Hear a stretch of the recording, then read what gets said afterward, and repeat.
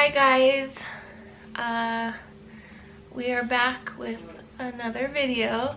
Unfortunately this video is not gonna be a happy video, I guess. Yeah, it's a pretty sad video actually. We've been trying to have a baby, and unfortunately we've had a few miscarriages, which is really troubling, and it's good for us to kind of just talk it out and let everybody know, and just know that we're what we're dealing with at this time. And you know, the first miscarriage was pretty tough, but I don't think it was as bad as the second one. And the first one was on Thanksgiving, which was really tough because we were just kind of just going around doing the family thing, and you know, my wife was you know, dealing with the other kids around the houses, and you know, everybody was mentioning like, oh, next year we'll have another little one going around and stuff like that, and it's just hard to deal with on Thanksgiving, right? Yeah. So yeah, so we started trying in, I'll backtrack just a little bit. We started trying in September. I've had a lot of like chronic back pain issues for several years, and that's why we waited so long in between our kids, because our kids are 11 and 14. So I've had back issues since our second one was born, pretty much. And now I still have pain, but it's not as bad as it was. So now that we're getting older, I wanted to go ahead and start trying, just because we're not gonna be able to, I mean, we're getting older. I'm only have a few years left of good eggs, or any eggs left. So but anyways, if you guys want information on like my chronic back pain, I can do like a separate video on that. But I got off all my meds and we started trying in September, and we pretty much conceived right away. And I woke up on Thanksgiving and I was like 5 weeks and 6 days or something like that, and I was bleeding a little. TMI, this is all going to be pretty much TMI, some of it. So it wasn't much, so I just thought, oh well, they say it's normal to bleed in your first trimester, so I kind of just shrugged it off, went on throughout my day, but then it just continued. And I kind of knew in my heart that that's what was happening, was a miscarriage, but I was just hoping for the best, right? Yeah.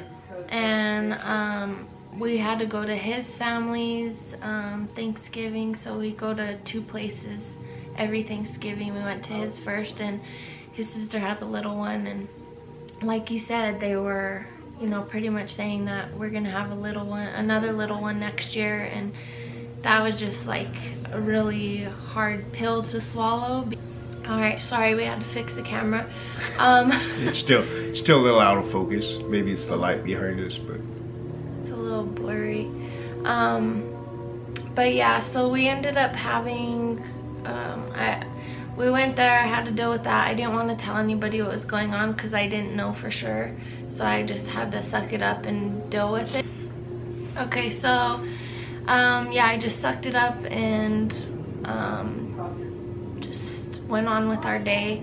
And then we went to my side of the family's Thanksgiving, and I think everybody in my family just could read. They're really good at reading me, and they kept asking me what was wrong. But a lot of people were also saying congratulations, which was really difficult. So yeah, and then we wanted to go to like a Black Friday deal for new appliances for our kitchen. So we left there and we were waiting, and then I had to come, and my husband was in line, and I had to bring my oldest son home and then drive back. And I noticed I was cramping a lot, which is not a good sign. And when my husband was in the store. He called me and told me to go in, and when I went in, I just felt like I had to go to the bathroom. So I went to the bathroom, and that's when I miscarried. And so that was really difficult to hold myself together, because I had to go to the desk, like the front desk, and fill out paperwork and go over all of the appliances and everything when I just miscarried. Yeah, it was pretty tough. I could see it in her eyes, and I knew something was wrong, and I felt really bad considering I'd left my wallet at home. And I was like, man, you know, I need you to be in here to do this real quick. And you know, I didn't know it was as serious as it was, but I knew it was something wrong.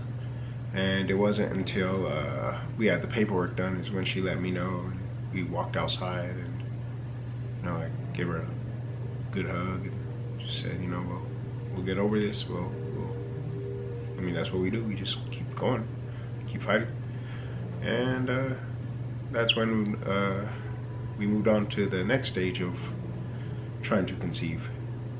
Yeah, so after that, it was kind of a struggle, because like my emotions were all over the place with like my hormones and everything. So once we got over that hump and I had my next period, we started trying again, and we got pregnant right away.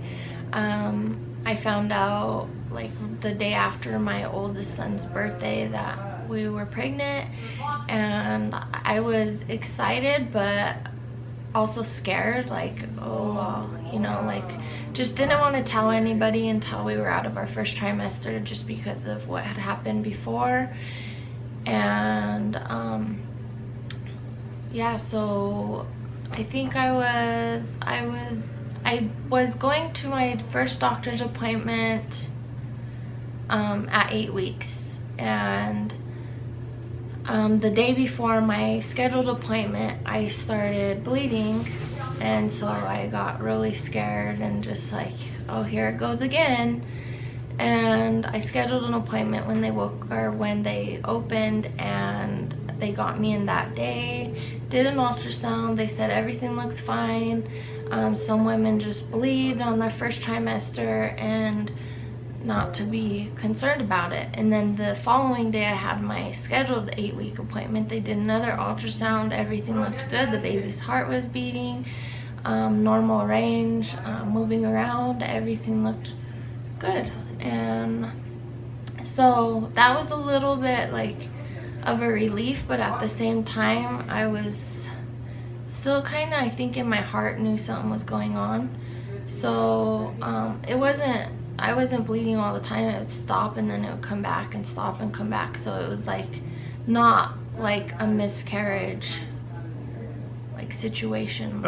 Yeah, it was definitely tough going through all that. And another thing that was really, I mean, cool, but also struggled to wrap my head around was I'm guessing we conceived on her birthday, and the baby was actually due right around my birthday, which is like, I mean, what is the chances of that? So it was looking to be a pretty cool whole pregnancy, and something to look forward to. And you know, just to have that taken away was another just little, I guess, knock.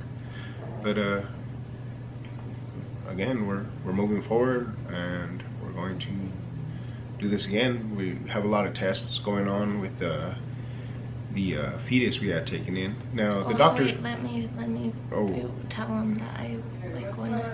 So after that, after my 8-week appointment, we went to we just continued our week like normal, and you know, I was still like concerned and frustrated and like, what's going on.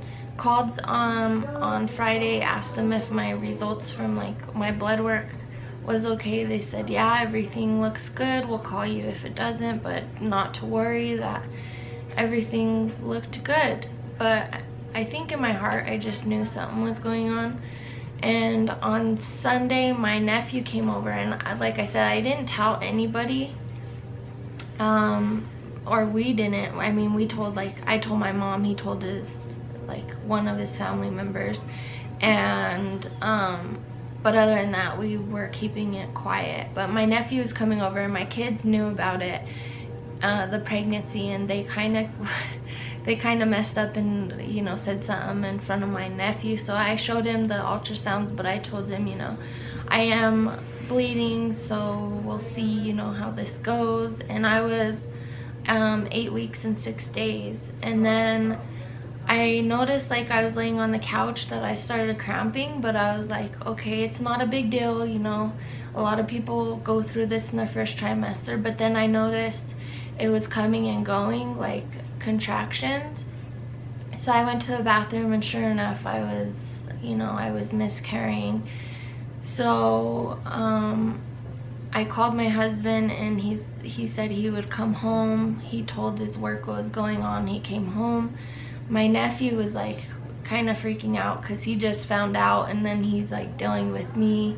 But I was keeping it pretty cool. Like, this part's gonna be TMI. I did grab, like, a bowl, like just like a Tupperware bowl, which we, you know, we no longer have, but just to let you know, we don't use it. But I was using that every time I went to the bathroom because, like, my best friend had miscarried, and she took in, like, the remains, I guess, of the miscarriage to her doctor so they could test it. So that's what, like, my mindset went to, was like, maybe they can see what's going on. I went downstairs to go brush my teeth, and when I went to brush my teeth, I just felt like stuff was coming out. So I went to the bathroom and grabbed the bowl, and when I grabbed the bowl and took it out from underneath me, I could see the actual, like, baby. It was like a little gummy bear. It wasn't in the sack, it was out. It had arms and little hands and a head and eyes and nose and everything, like, forming. It was just like, and I broke down. I lost it, and I was on the phone with my mom at that time. So she hung up the phone with me, called my nephew because he was upstairs, and was like, you need to get downstairs with your auntie. She miscarried, she needs you. He went down there, and he was just, like, in complete shock. He's like 25, he's older, but still, it's, you know, it's a traumatic experience for someone to see that. And I don't know, it was really hard to see the baby because it's like a reality, you know.